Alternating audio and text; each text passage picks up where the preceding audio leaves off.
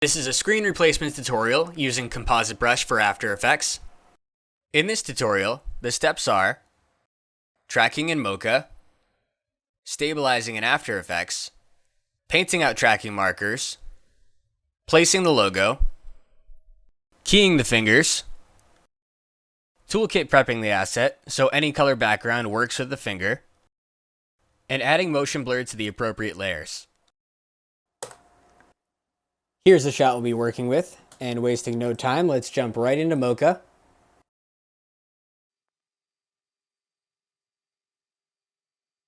This isn't a Mocha tutorial, but I would recommend looking up Mary Poplin. She's the official instructor for Mocha, and I learned from her tutorials. There's a new feature in Mocha as of After Effects 2019. Expand the planar surface of selected layer to fill the entire frame. And I'm going to click this, and now the planar surface is here, framing up the whole shot. And what this does is basically it keeps the entire shot stabilized. Some may argue it's more advantageous to frame up the phone as tightly as you can to use less pixels when you're compositing, but stabilizing the whole shot is more easily understandable. Back on my Mocha effect, I'll go to Tracking Data and press Create Track Data. Turn on this layer, press OK. Now I have this layer selected, and with Mocha Import Plus, I'm going to press Load. Then I'm going to duplicate this layer, make sure I have Stabilize Pre-Comp selected, and press Apply. Moving into the Stabilize Pre-Comp, the first thing I'm going to do is paint out these tracking markers. Because this is stabilized, this is very easy. I'll use my Clone Stamp tool, and then from the first frame, my duration is set to constant. And I'm going to paint over each of these markers.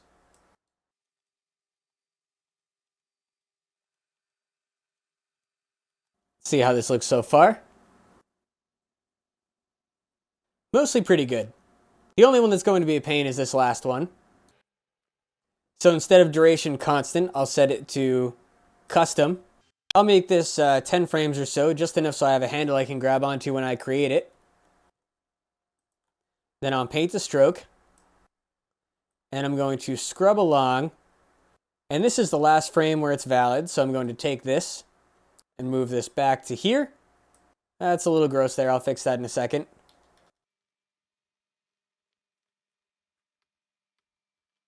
I'll clean from here forward. Stretch this out. And then I'll do single frame cleanup here. That's not too perfect, but it doesn't really have to be. And then on this frame here, I'm erasing a little of the finger. You would never see in a million years, but we might as well just touch the erase tool. And you can go to duration single frame, erase paint only, and touch up that edge.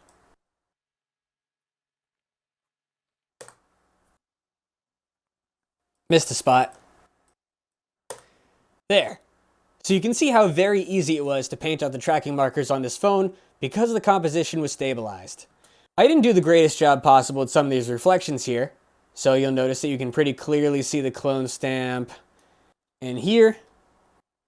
And if you wanted to, you could try to do a better job going through here frame by frame. But I'm not going to bother because once you have a screen texture on there, you probably won't see that anyway. And I don't want this tutorial to take forever. I'll close out of my layer window, grab my selector. And now this footage I would refer to as my clean layer. I'm going to pre-compose this, moving all the attributes into the comp because this paint work is done and I don't want any of my other effects to conflict with it. And I'll just call this clean. Next up, we need to work in a screen. So I'm going to press Ctrl Y, Command Y on Mac, and I'll draw one in there. That's close enough, and then I'm going to turn this on. So again, I don't have to do anything to track this on. If I tab back, then this pre-comp is stabilized, so this is already attached. So again, everything we do is going to happen in the stabilized pre-comp, and then it's just going to work when we come back out to the full shot. So I'll toss our logo into there. Absolutely beautiful. And I'll set this to alpha matte underneath the screen matte. Now you may be wondering, which transfer mode is best for screens? Well, the answer is screen.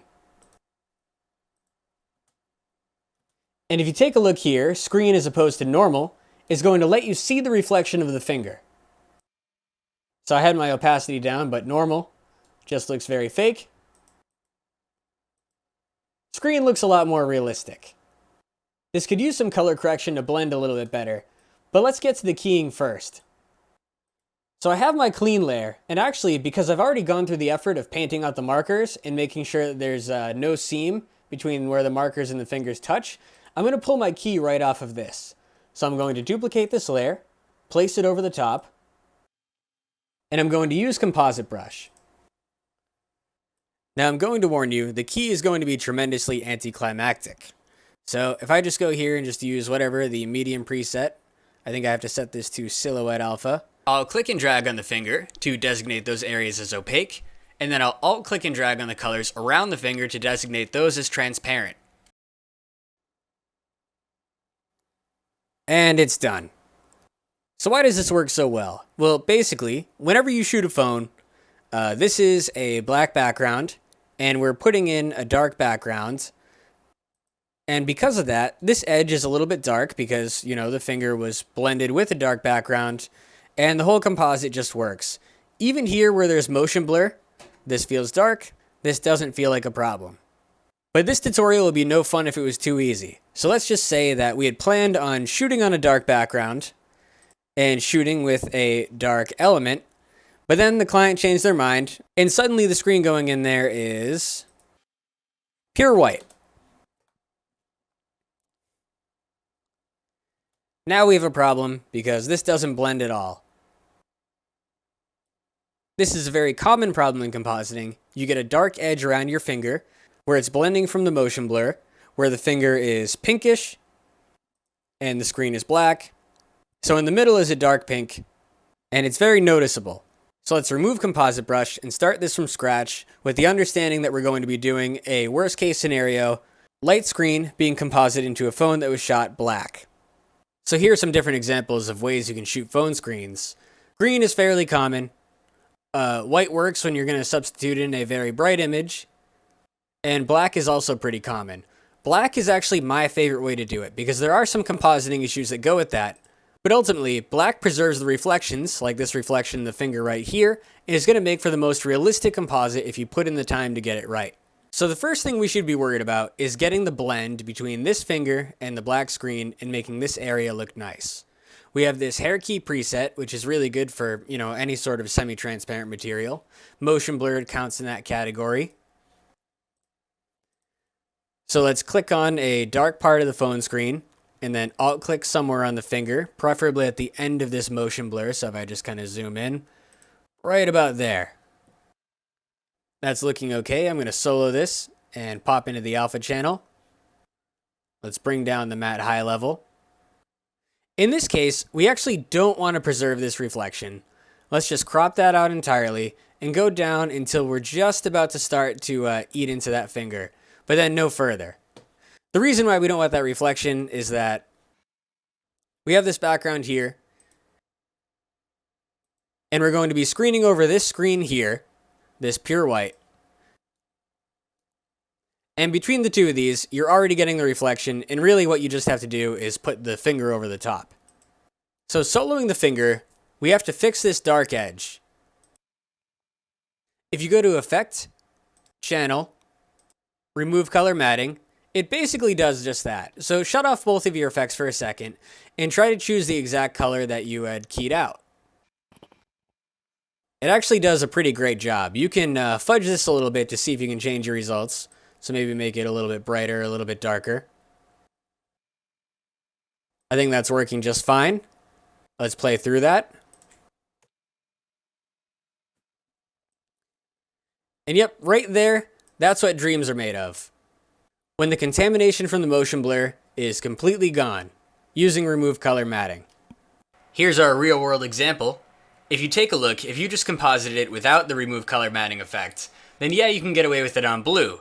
But if you're doing a toolkit for an agency or a news network where this asset will have to be composited over multiple color backgrounds, it's going to work here when remove color matting is on, but down here you're going to see that dark edge and it's going to look terrible and someone's going to have to recomp it every single time you change that background.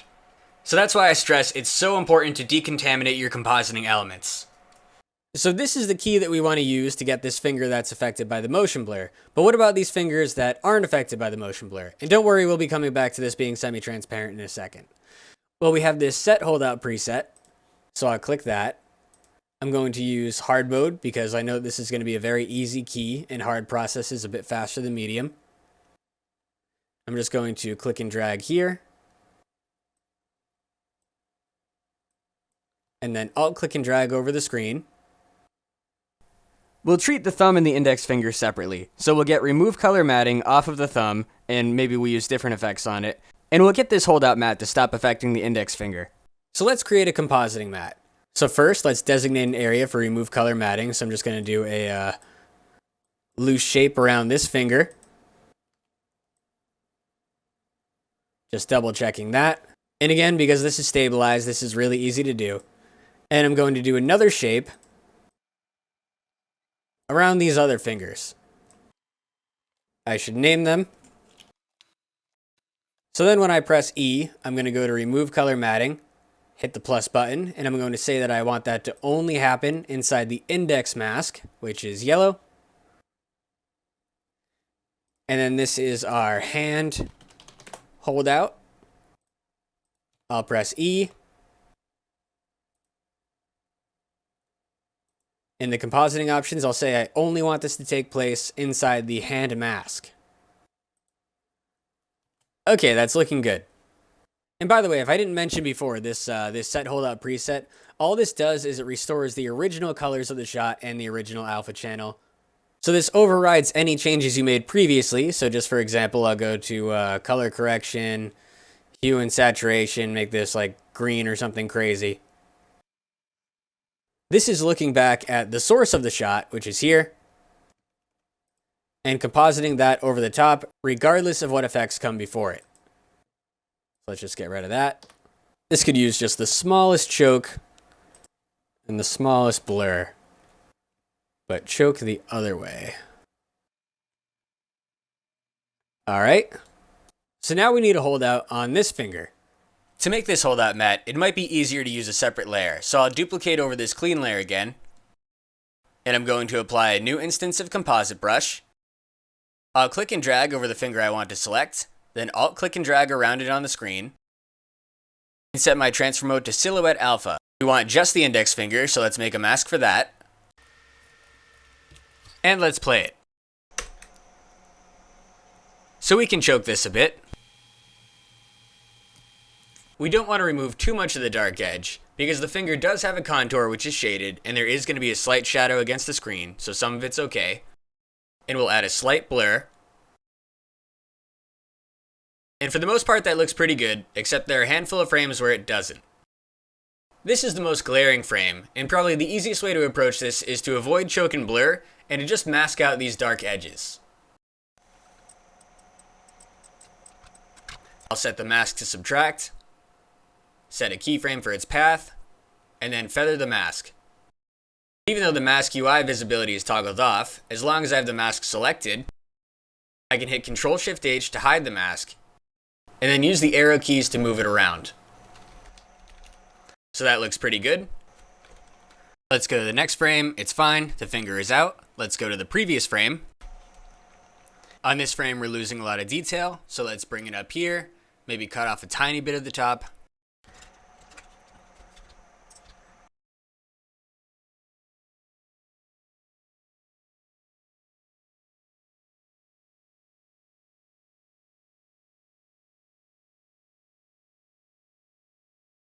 But let's just pull this over a little bit. Looks okay. This all looks fine. Just gonna leave that there. Moving back a frame. Choke out a little bit more where we see that motion blur.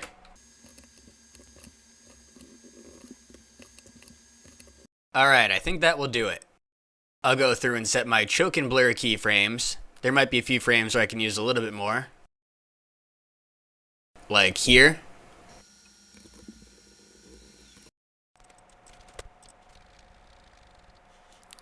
Gonna set my keys here where they look good. And on this frame where they look good. And then here, I'll just choke this in a little more. And blur that out a little more. Alright, that looks pretty good. One thing to keep in mind is we only have to be compositing within the bounds of this screen, because there's no point in changing any of the details outside of where the screen is being composited, because those are all naturally captured in camera. So let's take this screen matte here, and we'll duplicate this over. And for the index finger layer, we'll set it to alpha matte, and then duplicate this screen matte again, and also set it to alpha matte. Okay, that's looking good. So those are the general steps, and that's most of the important part of the tutorial. Now I'm going to go into a little more advanced stuff that might be a little bit tedious, so stick around if you'd like. Take a look at the shot stabilized. You're going to notice there's a lot of motion blur built into the plate. And where it becomes really obvious is here. If you take a look at this thumb, see how the edge of this thumb is expanding and contracting a little bit. That's actually the motion blur because the hand and the camera were both moving a lot. This will cause some issues in the composite. You'll notice here it almost looks like that shifting edge is flickering a little bit. Just to put this in perspective, these are details you would probably never see when the shot was put back into motion. Yeah, it's pretty subtle. You probably only see this because the comp is stabilized, and because we have a textureless screen. But there is a way to fix this. And the way to do that is to get motion blur on this screen and on the mask for the finger. So how do you do that? Well, if I take this whole layer here, this is basically the whole composite. Power pin does respect motion blur, so I'll turn on the motion blur switch. And this is problematic because it's actually doubling up on the motion blur on the shot. See here? See, now this thumb is pretty blurry, but if you look back at the original footage, it wasn't quite as blurry if we A/B this. And that's because this entire comp is being motion blurred, and that's not a good thing. We only want this screen here to be motion blurred, and none of the other elements. So how do we do that? Okay, time traveling forward a little bit into the project. What we have to do is break out the stabilized pre-comp into separate layers, and some of them will have motion blur and some of them won't. So the background plate, this doesn't have motion blur added because it's already shot in the footage. Next, the cleanup also won't have motion blur added. You can see there's no motion blur switch down there.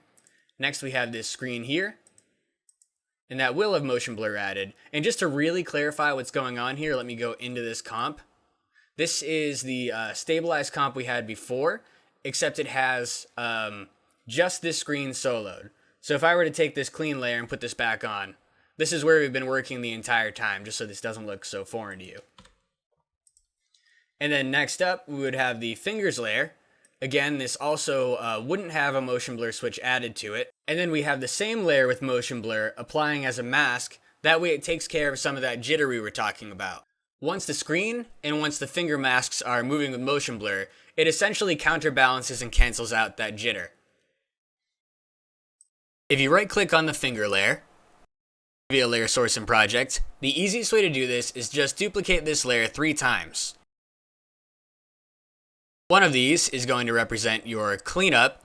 We'll call this cleanup, no motion blur. Fingers, no motion blur. Screen, motion blur. And now we'll duplicate this layer over 3 times, the stabilized pre-comp, and replace with the comps above. Just to really clarify, this comp here, screen, is the same exact comp as this comp here, fingers, which is the same exact comp as this here, cleanup. In each of these comps, we're going to solo the element that we want to isolate. So in cleanup, we'll solo clean, in screen, we'll solo the screen, and in fingers, we'll solo the fingers. Cleanup is on the bottom. We'll alt-click and drag to replace this bottom layer here. Set the motion blur switch to off. The screen comp will be here. That will have motion blur. The fingers comp is already here. No motion blur. So now these comps are all separate. So we'll go into this cleanup comp, solo the cleanup. And now let's take a look at our background layer plus our cleanup layer. This is correct. And then we have our screen layer. Let's solo just the screen.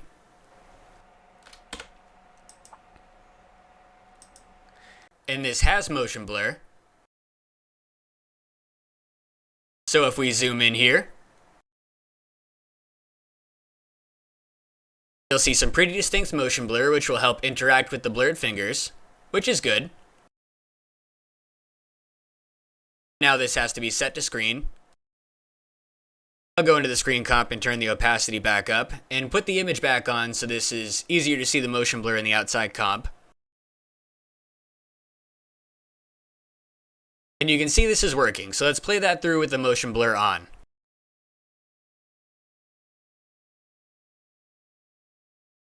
Cool. And then in the fingers comp, let's just go in here and solo the fingers.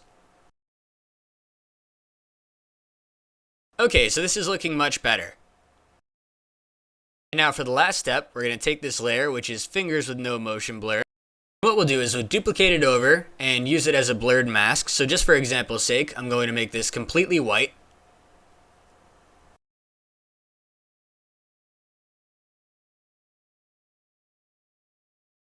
And turn on motion blur. So now you can see that this layer as a mask is motion blurred to counteract that jitter. I'll hide this mask layer for a moment. Now on the unblurred layer, you can see where this edge is a little strange and this edge is a little strange. That's a result from the motion blur in the footage. So when I take the non-motion blurred layer and set the layer above it with motion blur as an alpha matte, it basically evens that out. So let's A/B that. Without, with, without, with. So there's your final result.